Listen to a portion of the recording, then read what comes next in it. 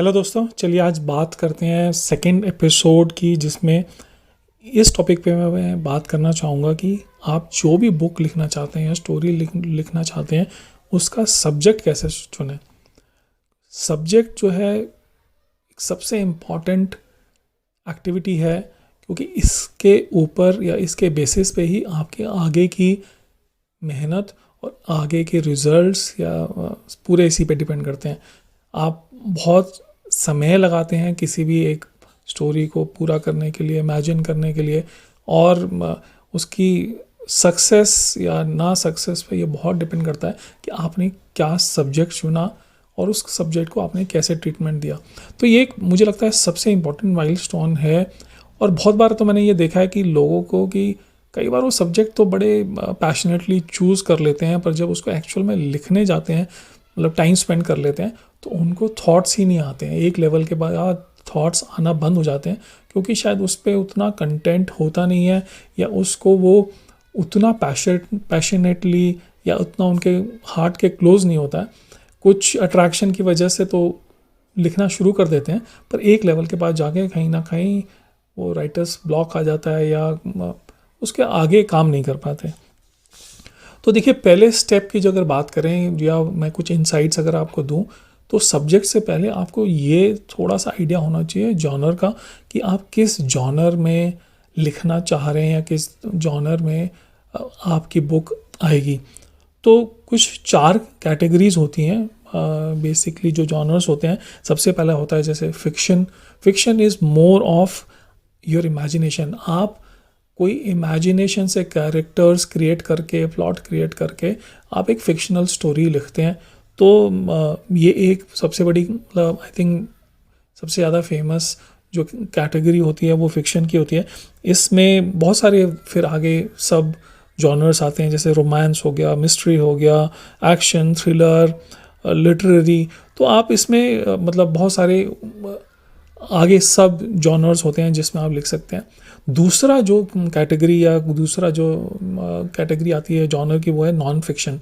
Non fiction is something which is based on some facts. मतलब कुछ facts हैं, जैसे कि किसी की बायोग्राफी हो सकती है, मतलब कोई ऑथर किसी और के बारे में लिखना चाह रहा है, तो आप वो उनकी बायोग्राफी हो गई, या ऑटोबायोग्राफी हो गई कि जब आदमी कोई भी इंसान अपने बारे में लिखना चाहता है तो वो उनकी ऑटोबायोग्राफी हो गई, या सेल्फ हेल्प बुक्स हो जाती हैं। सेल्फ हेल्प बुक्स बहुत आजकल फेमस हैं या इन ट्रेंड है बोलूँ तो।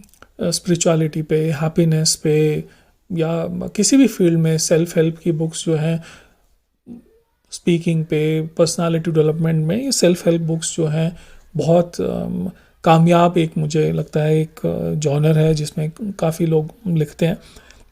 एकेडमिक्स की बुक्स हो गई या मैनेजमेंट की बुक्स हो गई, कुछ हिस्ट्री में अगर आप लिखना चाह रहे हैं तो ये नॉन फिक्शन है, ये फैक्ट्स पे बेस है। ये एक सेकंड एक बड़ा जॉनर है। इसके अलावा पोइट्री और ड्रामा भी होता है, जिसमें पोइट्री में डिफरेंट वेज होते हैं। आप नैरेटिव यूज़ कर सकते हैं, सटायर यूज़ कर सकते हैं, आप लिरिकल पोइट्री लिख सकते हैं। उस तरह ड्रामा भी लाइक ना अलग अलग तरह से हो सकता है। वो एक कॉमेडी का ड्रामा हो सकता है, एक हिस्ट्री बेस्ड हो सकता है। तो ये बेसिकली 4 जॉनर्स हैं, fiction, non fiction, poetry and drama. तो रफली इसी कैटेगरीज में या इन्हीं की सब कैटेगरीज में आप जो भी पीस ऑफ राइटिंग करेंगे या पीस ऑफ स्टोरी लिखेंगे, या तो वो इन्हीं में ही कहीं ना कहीं आएगी। तो दूसरी बात अब बात करते हैं सब्जेक्ट कैसे चुने। तो मुझे लगता है जॉनर के लिए आपको इतना परेशान होने की ज़रूरत नहीं है। जॉनर कोई भी हो, बट ये डिपेंड करता है कि आपने जो सब्जेक्ट लिया वो सब्जेक्ट जो है उससे बहुत फ़र्क पड़ता है। और इससे ज़्यादा कि आप सब्जेक्ट पे जब भी आप लिखना शुरू करते हैं तो उसमें ये बहुत इम्पोर्टेंट हो जाता है आप क्या लिख रहे हैं।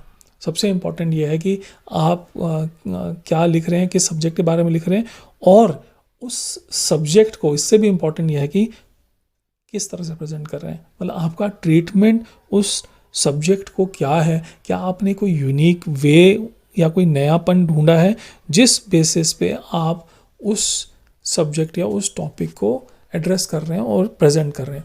देखिए, जितने भी सक्सेसफुल ऑथर्स हुए हैं या जितने भी सक्सेसफुल स्टोरी टेलर्स हुए हैं या वो सबसे ज़्यादा उन्होंने ये हुआ कि उनका एक नया वे था, यूनिक वे था प्रेजेंट करने का, और उन्होंने किसी भी मतलब नए जॉनर में जाके उन्होंने लिखना शुरू किया और उस जॉनर की ट्रीटमेंट पे वो बहुत सक्सेसफुल हुए।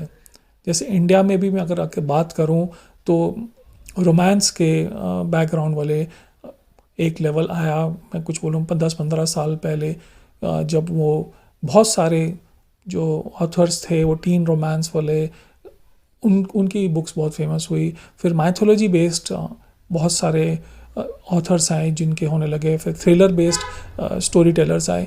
तो ये अलग अलग जॉनर्स हैं जो मुझे लगता है हर जॉनर एक तरह की एक कैटेगरी को या एक लेवल ऑफ ऑडियंस को एड्रेस करता है।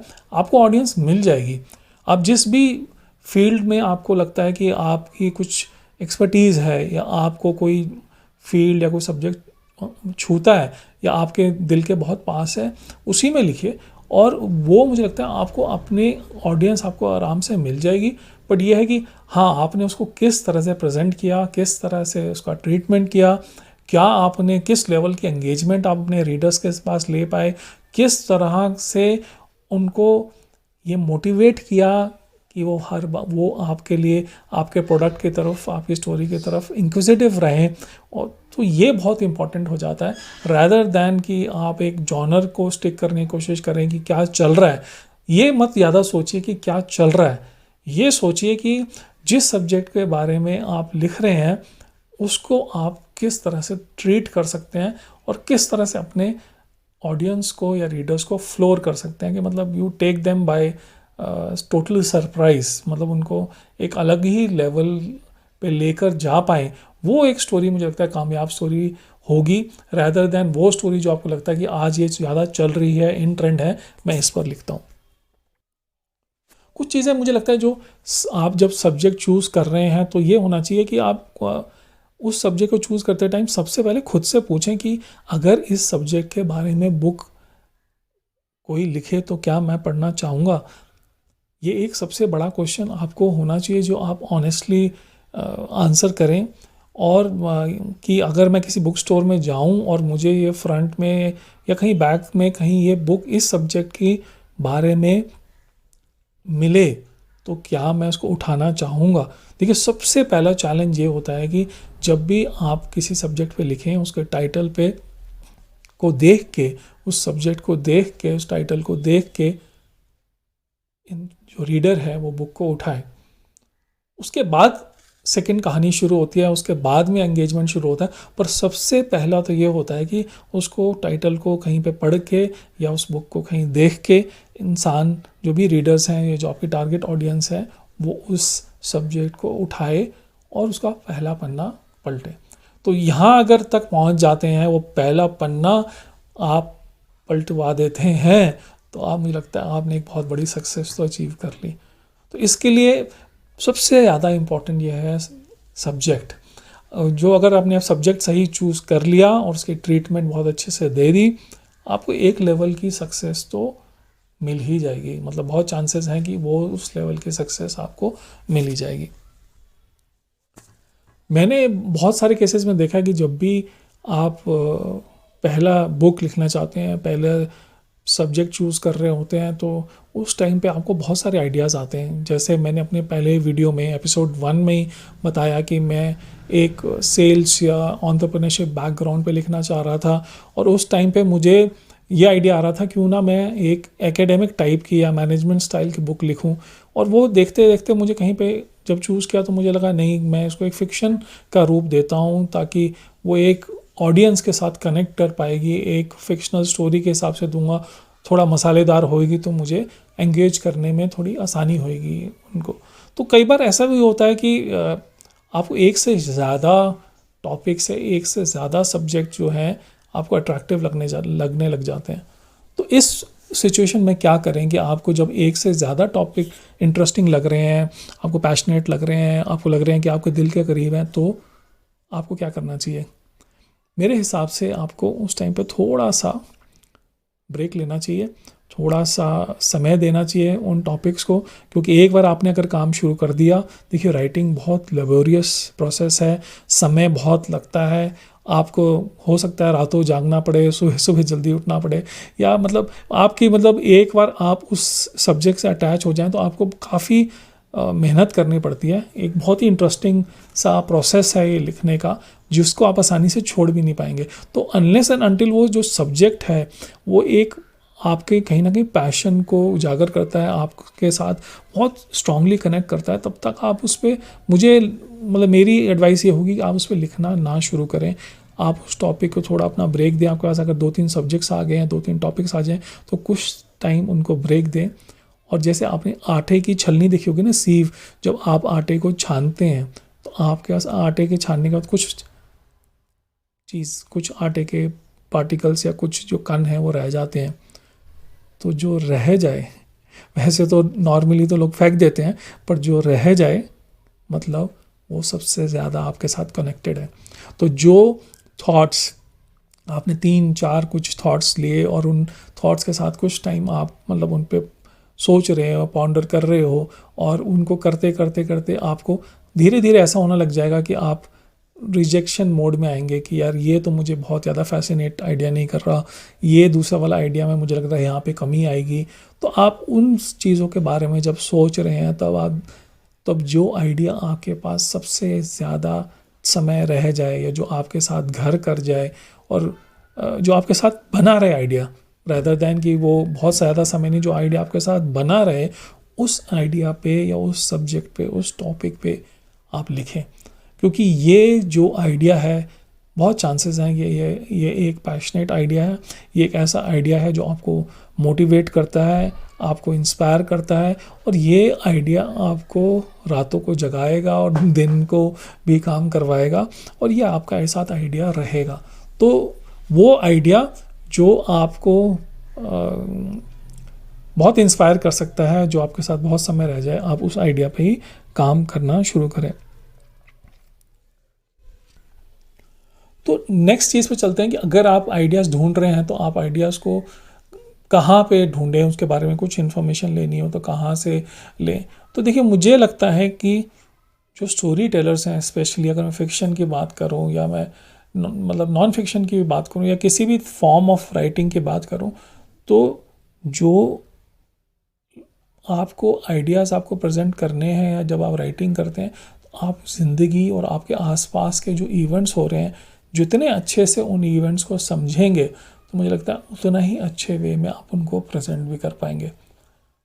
तो उस इमोशनल कंटेंट को, या इमोशनल सोल को ऑफ द इवेंट को, या उसके बैकग्राउंड को जो आपके सामने हो रहे हैं, या कुछ ऐसे इवेंट्स या रिलेशनशिप्स हैं, वो अब अगर आप आसपास देखेंगे, तो मुझे लगता है बहुत सारे आइडियाज़ आपको तो वहीं से आने लग जाएंगे, और इन्हीं आइडियाज़ के बेसिस पे ही आप आगे अपनी कहानी पे जब सब्जेक्ट मिल जाए तो उस पर काम कर सकते हैं। जैसे मैं एग्जांपल देता हूँ, मेरी पहली बुक जो थी इट्स डेस्टिनी माय लव, तो मुझे एक चीज़ बहुत जो छूती थी, या बहुत ज़्यादा मेरे दिल के पास रहती थी कि क्या why do the good people always come last. ऐसा क्यों होता है कि जो अच्छे लोग हैं उन्हीं को ही हमेशा मात मिलती है, या उन्हीं को इतनी सक्सेस नहीं मिलती है।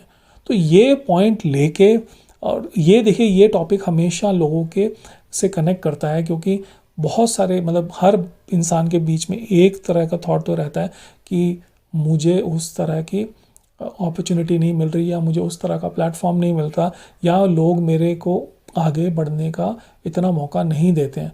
तो और स्पेशली जो आसपास भी देखा होगा कि जो लोग सिंपल होते हैं, अच्छे दिल के होते हैं, उनको सक्सेस अचीव करने में काफ़ी ज़्यादा समय लगता है। तो ये टॉपिक मुझे लगा कि ये एक बहुत स्ट्रॉन्ग टॉपिक है, ये मेरे दिल के बहुत पास है, और ये मैंने आसपास के अपने एनवायरनमेंट में, अपनी लाइफ में बहुत देखा कि ऐसा होता है।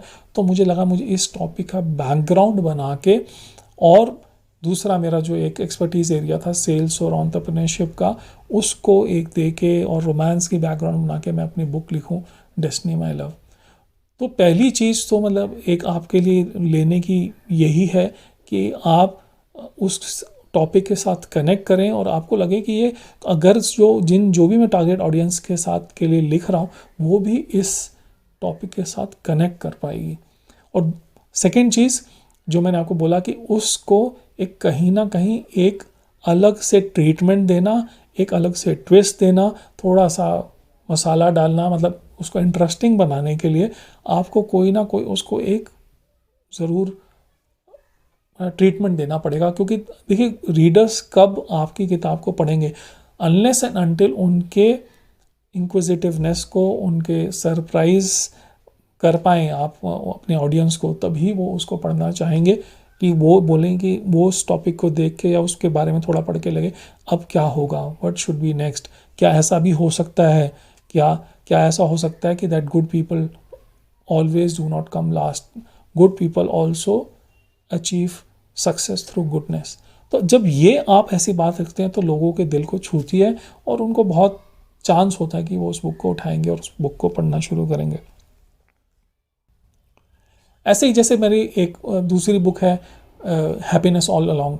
हैप्पीनेस ऑल अलोंग का मुझे काफ़ी टाइम से मैं सोच रहा था कि मैं हैप्पीनेस पे लिखूंगा, बट मुझे कोई एक उसका बैकग्राउंड नहीं मिल रहा था। और मेरे साथ एक इवेंट हुआ जो मैंने शायद बाकी जगह भी शेयर किया कि मैंने एक लेडी को एक चार्टर्ड बस में आते हुए देखा और वो उसी टाइम जब वापस शाम को आ रही थी तो वो बहुत थकी हुई थी और उस समय अपने घर में अपनी शायद मेड से बात कर रही थी। तो मतलब एक ऐसा लग रहा था कि वो अपना ऑफिस और घर के बीच में बिल्कुल बटी हुई थी।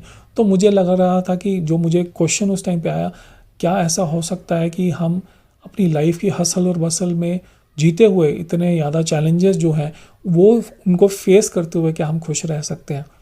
तो वहाँ से उस आइडिया का जन्म हुआ हैप्पीनेस ऑल अलोंग, कि हम हर सिचुएशन में रहते हुए क्या खुश रह सकते हैं।